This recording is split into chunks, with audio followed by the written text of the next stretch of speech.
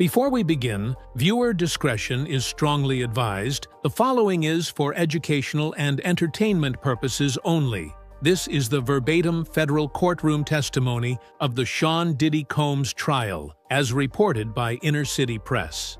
Picture a silent federal courtroom packed with reporters. The bailiff calls Samuel L. Jackson, and the legendary actor steps to the witness box. He isn't here to quote movie lines. He's here to blow the lid off two of the most influential men in black entertainment. Sean Diddy Combs, on trial for an alleged criminal enterprise of sex trafficking and intimidation, and comedian mogul Steve Harvey, accused of enabling the culture that kept the operation quiet. Jackson's testimony will link Lori Harvey's controversial relationship with Diddy, fresh civil suits that now threaten Steve's empire, and a pattern of bullying that Jackson claims stretches back decades. The next 20 minutes track every seismic moment, from Jackson's first sworn statement through explosive phone logs to a secret body cam video that lands like a grenade in the gallery. By the gavel's fall, reputations and maybe freedom hang in the balance. Samuel L. Jackson was never supposed to be anywhere near the stand. From the very beginning of the Combs-Harvey racketeering obstruction trial, the courtroom drama had revolved around music executives, bodyguards, and a carousel of traumatized ex-partners. Yet, on the 8th morning of testimony, a sealed subpoena, requested quietly by federal prosecutors, was unsealed, and in strolled the man whose gravel-rich voice has sold more box office tickets than anyone alive. Reporters expected a few character lines, maybe a quick note about industry culture. What they got instead was a 45-minute chronological map that linked Steve Harvey's social climbing, Sean Diddy Combs' unchecked dominance, and the commodification of young black women under the polite euphemism of mentoring. Jackson began by explaining why he even had the receipts. Literal emails, DMs, and texts. 23 years earlier, he said, he'd promised his then-newborn daughter Zoe that he would never outsource her safety to the same Hollywood pipeline that sells dreams at one end and asphyxiates souls at the other. That vow turned him into a quiet archivist. He collected whispers, stored screenshots, and built a private timeline of who did what to whom, all to protect his own child from the revolving door predators wearing producer credits as armor. In 2018, Jackson testified, an assistant on Shaft passed him a USB drive after a closed-set night shoot in Brooklyn. Inside was a short audio file, Steve Harvey's voice coaching Lori through what Jackson described as a high-value etiquette package, including the line, "Always remember, a mogul is never your boyfriend. He's your board of directors." Jackson saved it, assuming it was cynical fatherly advice. A month later, another file arrived, this time from a bad boy entertainment engineer, a studio kitchen video clip of Diddy dictating Lori's public outfits while laughing about Stevie Wonder jokes at Harvey's expense. Jackson, recognizing a pattern he'd seen destroy half a dozen protégés, began flagging the material by date and cross-referencing flight logs. He understood that if the pattern ever turned violent, the authorities would need context, not just gossip. So, on the stand, he produced it. One exhibit showed Harvey forwarding Diddy an NDA template titled Lifestyle Partnership. Another displayed a voice memo in which Diddy calls Lori the green room retainer fee. Jackson read these lines aloud in slow baritone, describing them as receipts proving parental negligence, professional predation, and cross-coastal trafficking of power instead of people. Though people were trafficked, too. The gallery gasped. Even Judge Ramirez raised an eyebrow. Meanwhile, Harvey, seated behind defense counsel, stared at the table as if the grain in the wood might offer a trap door. Jackson's cross-examination only sharpened the blade. Defense attorney Whitcomb tried to suggest that Jackson was bitter about never signing with Bad Boy Films years earlier. Jackson countered with a laugh. "Sir, I turned down that cameo because the script required me to slap a 21-year-old intern. Turns out, The director just changed the scene to real life. The jury chuckled. The judge allowed it to stand. When Whitcomb implied Jackson was parroting internet rumor, Samuel produced one last bombshell, an encrypted signal chat in which a senior Harvey staffer bragged, "This Lori Puff link is gonna buy another decade of goodwill with the Family Man audience." The courtroom fell silent, and the morning recess bell sounded like a fire alarm. After lunch, prosecutors asked Jackson to walk the jury through the 8-step grooming ladder he'd referenced in pretrial interviews. The actor obliged, flipping open a leather-bound notebook he called the Red Ledger, a habit he'd started back in 1993 while filming Jurassic Park. Step 1, he explained, was access via admiration. An older gatekeeper identifies a talented youngster and publicly praises them, a living trophy. Step 2, co-branding, turns admiration into marketable intimacy. Matching outfits at events, stage walk-ons, Father's Day social posts. By step 3, exclusivity. Parental figures become managers. Phone numbers outside the circle quietly disappear. Jackson aligned these steps with Lori's timeline. First came the 2017 Harvey radio segment praising Diddy as the blueprint for black entrepreneurship.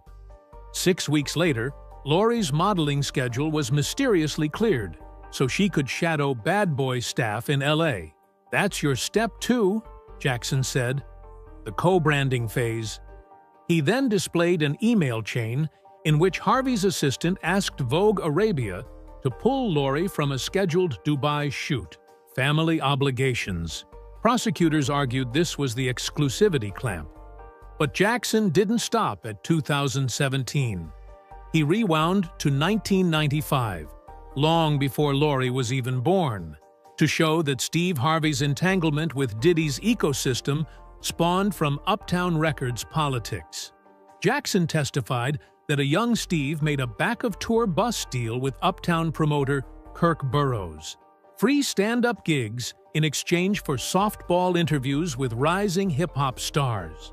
That barter system, Jackson explained, turned journalists into lobbyists and comedians into brand ambassadors. Fast forward to 2006, the year Harvey met Marjorie, herself the ex-wife of Memphis drug lord Jim Townsend. According to Jackson, Townsend's sealed plea agreement referenced an entertainment corridor used for laundering live show proceeds through Atlanta's boutique fashion houses. Jackson produced the docket number. Prosecutors entered it into evidence. Then came the shocker. Jackson alleged that Harvey's syndicated talk show served as a reputation laundering machine for men like Diddy, allowing them to pivot from nightclub impresarios to daytime-friendly philanthropists. He screened a clip of Harvey's 2013 episode where Diddy pitched his charter school foundation, just days after TMZ leaked footage of him throwing a kettlebell at a UCLA coach. The live studio applause roared on the monitors. In the courtroom, the jury watched stone-faced. Defense counsel objected to the dragnet history lesson, calling it Hollywood tattle. Judge Ramirez overruled, noting that RICO statutes care deeply about patterns. Jackson concluded Part 2 by reading from a 2020 Christmas card allegedly sent from Diddy to Steve and Marjorie. The inside inscription, "Family is the ultimate brand alignment. Let's keep investing." Jackson closed the card, looked at the jury, and said, "That's step 8, full-scale monetization of bloodlines." Gasps echoed. The stenographer paused to switch paper.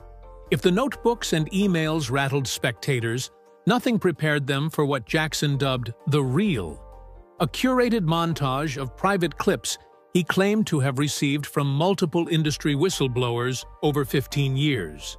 Prosecutors dimmed the lights. A single screen descended behind the witness box. Jackson narrated live, ensuring context for every fragment. Clip 1, a grainy 2009 iPhone video from a yacht off St. Barth's. Diddy, Steve Harvey, and 2 unnamed executives toast champagne while a young woman, who prosecutors allege is Lori at age 12, performs a rehearsed dance on deck, coached by an unseen female voice. Jackson froze the frame, pointing to Harvey's grin. That's the moment a father becomes a recruiter. Clip 2 jumped to 2015 backstage at the BET Awards. Lori, now 18, sits in a makeup chair. A stylist whispers, "Daddy says Puff'll be here in 5. Lori responds, "Okay, make me look older." Jackson asked the jury to note the forced maturity. Clip 3, the most disturbing, dated March 2019, captured a penthouse kitchen in Soho. Diddy stands shirtless, instructing a private chef to "plate the oysters sexy. She'll eat off my chain." Off-camera, Lori laughs nervously, replying, "Unc, you wild." The chef looks into the lens, rolls his eyes, and whispers, "This is messed up." Jackson paused. "Ladies and gentlemen, that chef resigned the next morning and DM'd me after watching my UNCF speech on protecting daughters." The chef provided a sworn affidavit corroborating the clip. It entered evidence. Clip 4 undercut Steve Harvey's public piety. It showed a Zoom rehearsal for his 2021 motivational tour. Harvey, thinking recording was off, quipped to a producer, "Ain't no sermon without tithes, baby. No difference between the church plate and a revolt deal." He then boasted that Diddy wired an honorarium to Lori's LLC. Jackson let the quote marinate before telling the courtroom, "That is the transactional backbone of grooming." When the lights rose, several jurors avoided eye contact with the defense table. Diddy scribbled furiously. Harvey dabbed sweat. Prosecutors rested their audiovisual evidence, and Jackson delivered the dagger, a sworn statement from Zoe Jackson, filed under seal but summarized aloud, declaring that her father's vigilance saved me from the pipeline that swallowed others. Defense tried a Hail Mary, implying Jackson doctored the videos. The government's digital forensics expert testified that metadata showed no edits and that the files were extracted from distinct devices over multiple years. The judge admitted them over objection. Jackson stepped down, leaving behind a courtroom that suddenly felt smaller, as if every wall now contained a hidden camera. Outside, protesters chanted, "Protect Black Daughters," while inside, Steve Harvey's legal team requested an overnight recess to re-evaluate strategy. Reporters whispered that, off-record, 2 other celebrity fathers had asked to speak with prosecutors, fearing their own daughters might surface next. In the 4th segment of Jackson's testimony, the prosecution wheeled in a rolling cart stacked with bankers' boxes stamped Vista Aviation. Inside were 27 flight manifests covering a span of 13 years. Samuel L. Jackson, leaning forward, horn-rimmed glasses perched on the bridge of his nose, explained how the defense's narrative of coincidental celebrity vacations crumbled once you lined every passenger list against Harvey's public schedule and Combs's tour dates. Jackson began by anchoring the jury in 2010, a summer that, according to social media lore, saw Steve Harvey mentoring inner-city teens in Chicago, while Diddy was purportedly abroad in Ibiza. Yet the Vista Aviation ledger showed a Gulfstream 4 departing Van Nuys on July 13th, bound for a private field outside Nassau. The passengers? Mr. Sean Combs, Miss Marjorie Harvey, and Ms. Lori Harvey, age 17, Jackson read aloud. Gasps rippled through the gallery. One alternate juror visibly mouthed, "17?" Jackson didn't soften the blow. He paced, never raising his voice, but letting the sheer accumulation of dates crush any reasonable doubt scaffolding. A 2012 manifest had Steve Harvey's philanthropic foundation paying the handling fees for a round trip to Anguilla. Jackson underlined that the same tail number appeared in Diddy's tour rider. 2 years later, Lori boarded the same jet with clumps of bad boy staffers and a stylist known for freak-off wardrobe pulls. It was a breadcrumb trail, Jackson argued, that placed Lori in the same secluded villas, the same floating parties, the same candlelit Tulum compounds that Cassie had described in her civil complaint. Midway through Part 4, the prosecution introduced phone tower pings. Jackson narrated a split-screen map. On the left, Steve Harvey's syndicated radio show broadcast location in Atlanta. On the right, a cluster of calls from Harvey's personal number bouncing off Anguilla Towers while he was supposedly on air. Pre-recorded segments, Jackson said flatly, aired so the host could chaperone his underage daughter on Mr. Combs's yacht. Defense counsel objected. Speculation. But the judge overruled, noting the phone records were admissible. Jackson's voice never cracked. He simply closed the folder and told the jury, "The question is no longer if these trips happened. The question is what a 50-year-old mogul and a comedy icon hoped to gain by hiding them." By the time court recessed for lunch, spectators whispered that Part 4 felt less like testimony and more like an IRS forensic audit. The ledger of flights turned a celebrity friendship into an alleged trafficking pipeline, and Samuel L. Jackson emerged not as Hollywood royalty, but a meticulous archivist of the truth. After lunch, the lights dimmed. A technician rolled in a 50-inch monitor, and Samuel, now seated, gripped a slim remote. He prefaced the clip with measured caution.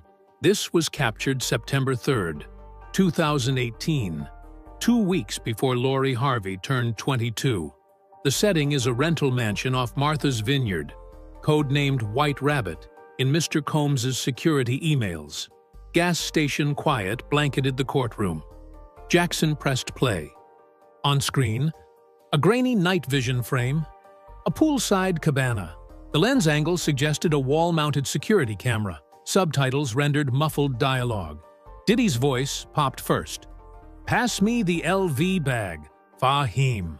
"Yes, Fahim with a double E," Jackson stressed, echoing the last witness who'd mispronounced the infamous security chief's name. Then, an unmistakable baritone, Steve Harvey, laughed, "You wild puff." A rustle of ice. The phrase, "rinse her, then send her to makeup," flickered in subtitles, as the audio crackled with generator hum. The clip was barely 45 seconds, but the implications detonated. When it ended, a marshal had to hush spectators who erupted in incredulous murmurs. Jackson didn't gloat. He calmly established chain of custody. A former vineyard estate manager provided the drive after learning Harvey's team never deactivated the cabana camera. Under direct, Jackson explained how the phrase "rinse her" matched Cassie and Dawn Richards' descriptions of Diddy's post-freak-off ritual. Women ordered to take eucalyptus oil showers before re-emerging camera-ready. More chilling was Steve Harvey's presence. The motivational kingpin, not only aware, but apparently complicit, standing feet from a bag later seized by Homeland Security, containing benzodiazepines and prepaid Visa cards. The defense tried salvage operations during cross. They suggested deep-fake manipulation, questioned time code integrity, and floated that Harvey could have been a hologram for a comedy sketch. The jury didn't bite, their faces stony, scribbling notes whenever hologram reappeared. Samuel L. Jackson, unflustered, reminded the court that phone metadata placed Harvey on Martha's Vineyard that night, and Venmo logs showed a $4,800 payment from Harvey's LLC to the same estate for extended checkout. Then, Jackson reading a text from Lori to a friend the morning after the Vineyard gathering. "Puff says my smile is ratings gold. Dad keeps telling me ownership is everything. I feel like property." No one moved as the bailiff announced the mid-afternoon recess. The Vineyard tape wasn't just hearsay. It was a visual indictment of the very family values Steve Harvey sells in bestsellers, broadcast for 12 glacial minutes that bent the trial's trajectory. Returning from recess, Samuel pivoted to motive. "The Weenan Clause," he called it, a reference to the obscure addendum buried in Steve Harvey's 2017 multi-platform deal with Endeavor Content. Jackson held up a red-lined contract page. Paragraph 16C granted Endeavor first look rights to Harvey-branded faith-based dramas with a profit participation override if strategic partners within the Combs Entertainment portfolio cross-financed production. Translation: Harvey's budding streaming empire would rise or fall on Diddy-approved cash infusions. Jackson methodically walked jurors through the clause's real-world impact. A docu-series about contemporary gospel groups stalled in 2019 until Bad Boy Ventures wired $2 million. The show finally premiered on a Diddy-backed FAST channel, but only after the network insisted on retitling it Sunday Service: Legacy of Praise, aligning with Kanye's choir brand, yet another tie to Diddy's wider influence sphere. How did this relate to Lori? Samuel displayed emails where Harvey's business manager urged Steve to maintain exemplary optics with Mr. Combs to secure upcoming renewal tranches. One bullet point read, "L's companionship remains a stabilizing symbol." At this, Jackson paused, allowing the word companionship to ricochet.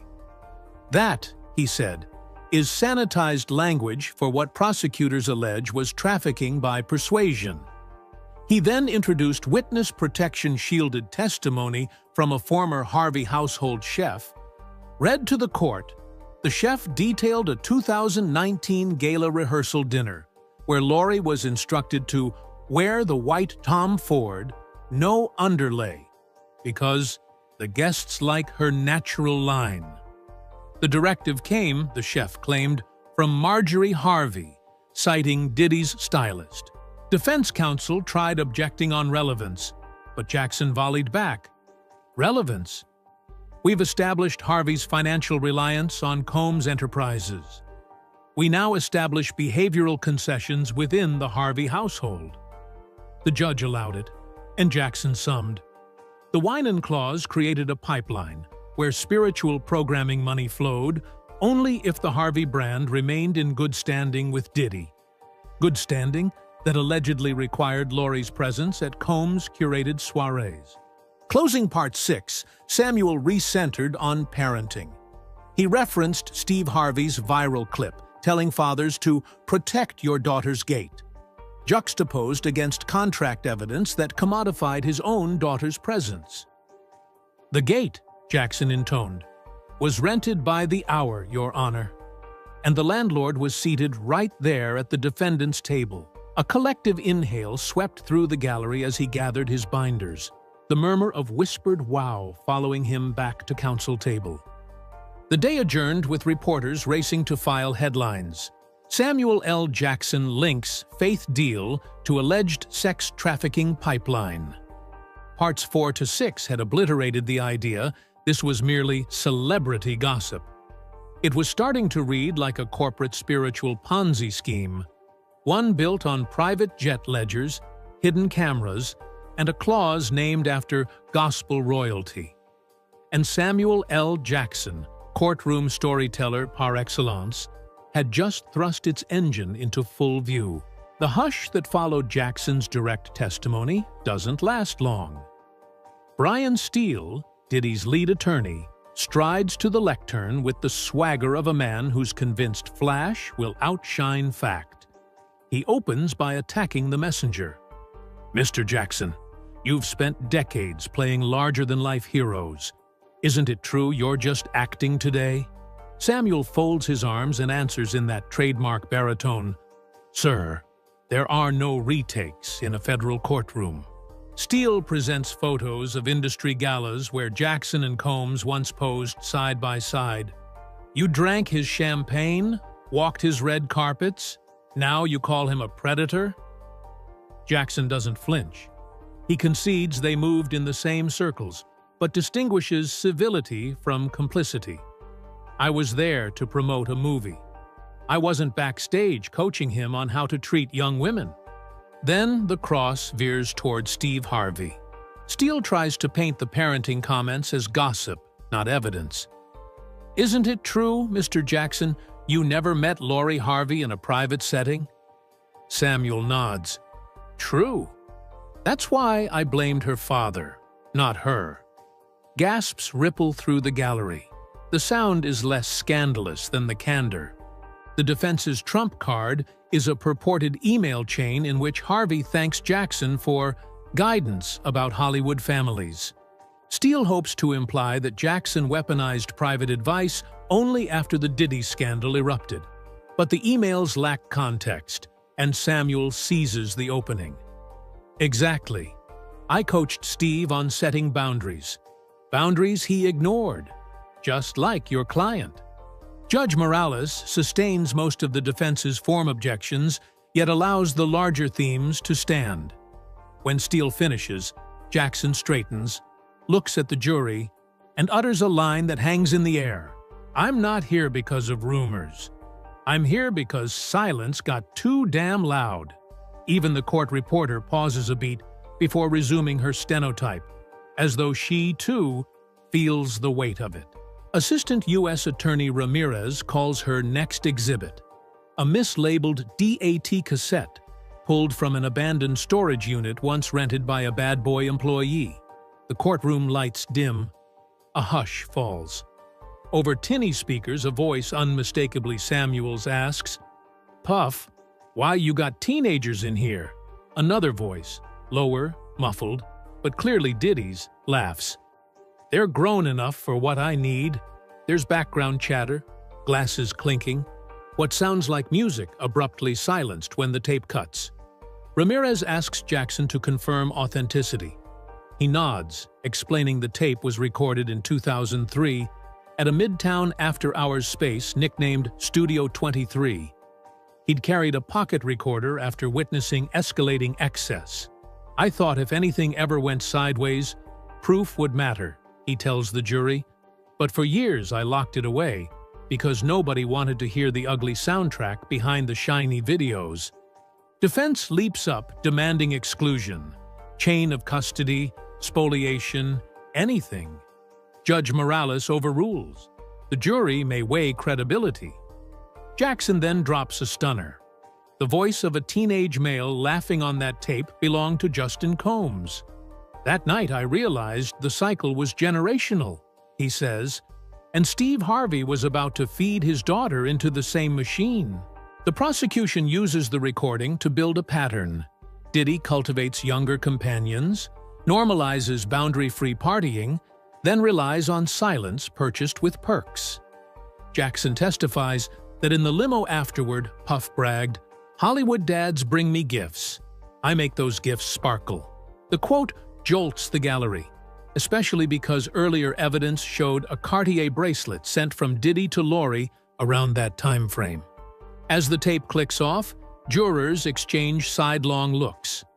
The glamorous facade of the music mogul is gone. In its place remains the grainy hiss of predation captured on magnetic tape, a relic damning precisely because no one intended it for release. With the recording admitted, the prosecution pivots to damages: social, psychological, generational. Jackson testifies that after he publicly criticized Harvey's parenting, industry gatekeepers tried to ice him out. Stalled scripts, unreturned calls, charity galas where his invite vanished last minute. "That's the price of telling truth in a town that sells fantasy," he growls, eyes locked on the jury. He recounts a 2021 backstage run-in with Steve Harvey at a charity golf event. Harvey allegedly said, "Brother, you cost me sponsors." Jackson responded, "No, you cost yourself a daughter's trust." The jury scribbles. Even the judge's expression softens into something like alarm. Finally, ripping the bandage, Jackson references an encrypted text forwarded to him days earlier. On the courtroom monitor appears a screenshot. "Diddy to Harvey. Sam's on the warpath. Remind your girl NDAs matter." The gallery erupts. Morales gavels for order. The defense objects, but the judge, having verified metadata in camera, allows limited discussion. Ramirez uses it to argue consciousness of guilt, Not only did Diddy fear exposure, he enlisted Harvey to enforce silence. Jackson's testimony concludes with a direct appeal. "I can't undo what these men did, but I can make sure it ain't hidden behind ratings or royalties again." As he steps down, reporters scurry for the hallway. Diddy, stone-faced, whispers to counsel. Harvey, present by subpoena, stares at the floor. Outside, commentators declare the day a tectonic shift. Playlist numbers for Diddy tracks plummet. Advertisers quietly pull ad buys from Harvey-branded properties. Meanwhile, social media erupts in hashtags. "Listen to Sam," "Protect Black Daughters," "Silence is over." Inside the courthouse, the jury isn't sequestered, but leaves flanked by marshals, eyes wide, clutching notepads laden with quotes that will shape deliberations. Tomorrow, the government calls financial forensics experts to follow the money trail. Yet everyone knows the real currency has already changed hands. The raw credibility of an elder statesman unafraid to torch decades-old friendships in the name of accountability. And with his last resonant declaration still echoing under the vaulted ceiling, the trial of Sean Diddy Combs inches ever closer to an outcome that could rewrite the narrative of celebrity power and parental failure for a generation.